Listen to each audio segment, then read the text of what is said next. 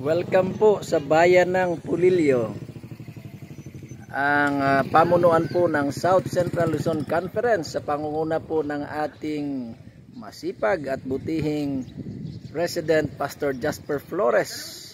Sama po ng Executive Secretary Pastor Juby Estrada, Ministerial Secretary Pastor Joel Caspe, ang atin pong Stewardship Director Pastor Joshua Baldera.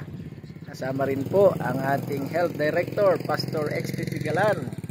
At kasama rin po ang ating Family and Music Director, si Ma'am Tintin Caspe. At kasama rin po ang ating DPO at ang ating ACS at Development Coordinator, si Coach Liomer Batulayan. At kami po narito ngayon sa bayan ng Pulilio.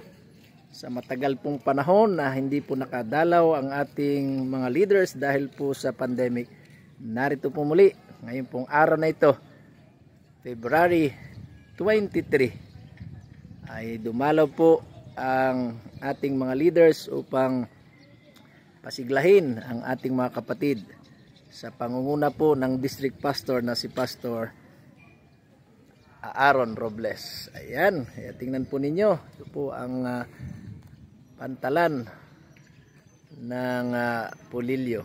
Napakaganda po ng bayan na ito. Dumating po kami kanina rito ng mga alas 7 ng umaga. At yan po. Ayan, ayan. Ito po ninyo. Ayan, napakaganda po at kami maglilingkod mula ngayon hanggang sa araw po ng Huwebes. Ayan.